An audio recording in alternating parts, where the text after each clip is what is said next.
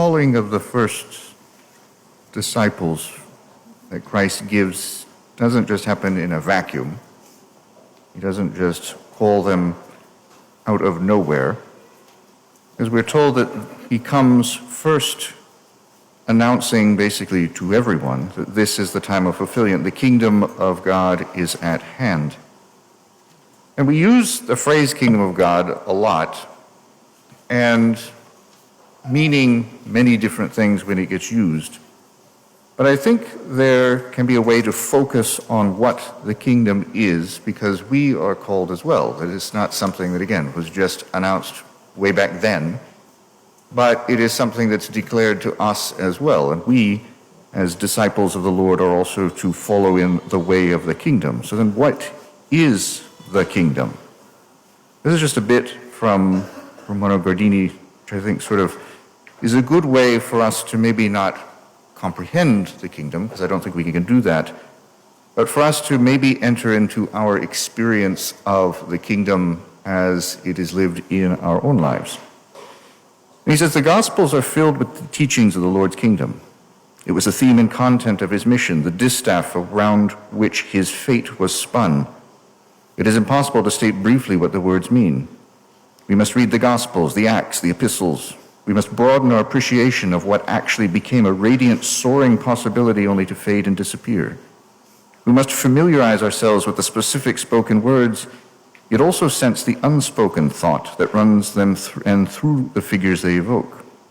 Then, intuitively, we may gain some comprehension of all that the kingdom of God stands for. Before then, it would be senseless to try to explain, and ultimately, it will take shape before us, not in so many words, but envisioned and experienced nonetheless. For the moment, let us simply examine Jesus' testimony. Jesus says the time is fulfilled and the kingdom of God is at hand. God's kingdom, therefore, is no fixed existing order, but a living, nearing thing. Long remote, it now advances, little by little, and has come so close as to demand acceptance. Kingdom of God means a state in which God is king and consequently rules. And what does this mean? Let us put it this way. What is it that actually has power over us? What rules me? People, mainly. Those who speak to me, whose words I read, those with whom I associate or would like to associate, the people who give or withhold, who help or hinder me, people I love or influence or whom I am bound by duty. These rule me. God counts only when people permit him to, when they and their demands leave me time for him. God rules only in spite of people. When under their influence I am not too strongly tempted to feel that he does not exist at all. He reigns only inasmuch as consciousness of his presence is able to force itself upon me, to coexist with the people in my life. Things also rule me. Things I desire, by the power of that desire. Things that bother me, by their bothersomeness. Things I encounter wherever I go, by the attraction they have for me or by the attention which they demand. Things in general, by their very existence, fill the spiritual space both within and around me, not God. God is present in me only when the crowding, all-absorbing things of my world leave room for him, either in them or through them or somewhere on the periphery of their existence. No, God certainly does not dominate my life. Any tree in my path seems to have more power than he, if only because it forces me to walk around it. What would life be like if God did rule in me? Then I would know, not by strenuous conscious effort, but spontaneously, from the vitality of constant encounter. He is. His would be the one name, the one reality before all others. I would know him as I know the beauty and freshness of a meadow in full bloom. And I would be able to speak of him as I speak of its richness, deeply conscious of what I meant. His essence would be as real and clear to me as that of a person I know intimately and understood, to my good or harm. Someone with a certain face, a familiar gait, whose mind and spiritual powers respond in specific manner to my own. God would stand with all the power of his being in my soul, as the point of departure, the sense and goal of everything. My heart and will would experience him as the holy being who appraises every value, the sense behind all senses, as the one who rewards not only ultimately, but who alone, here and now, lends the most insignificant earthly act its intrinsic justification and meaning. Then his summons would really reach me, and shaken and blissful, I would know that my human personality consisted of nothing but the manner in which he calls me and the response I make to that call.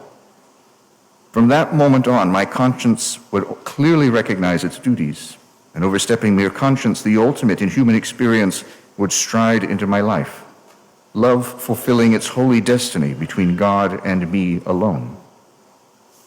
Where this is so, there is the kingdom of God.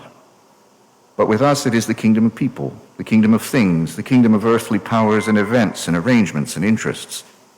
They stifle God, crowd him out of our lives. Only in the pauses of our existence, or on its fringes, do they allow him to come into his own. Who can understand how God can be what he is, how everything that has its being through him alone, so much so that were he to withdraw his hand, it would dissolve like a shadow in the sun?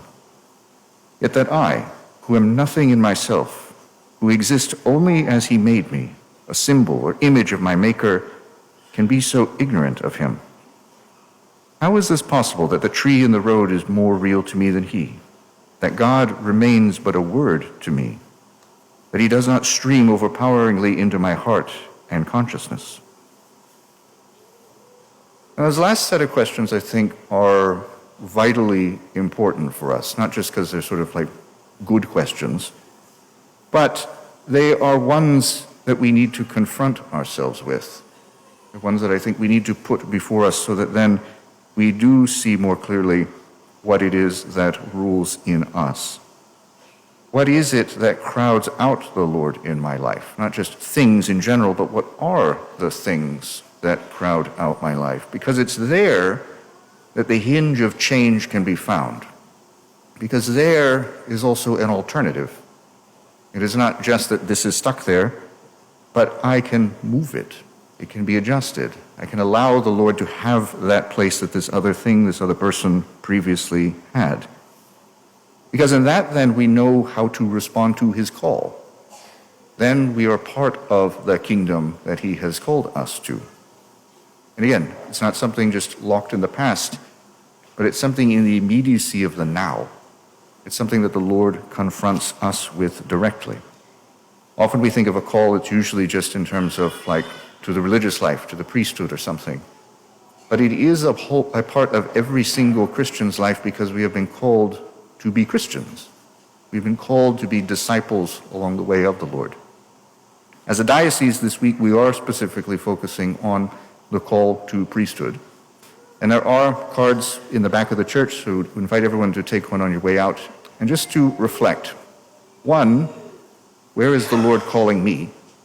What are the obstructions that prevent me from hearing that call? But also as I look out into the lives of others around me, who do I see God calling? Because maybe there's something blocking them and they aren't able to see it.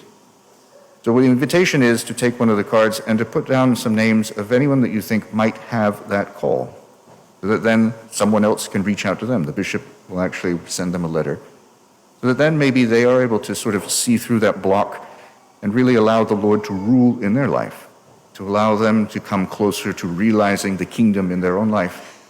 And it helps us also in seeing the ways in which the Lord calls our neighbor, to maybe also be attentive more in ourselves to where and who the Lord is calling us to.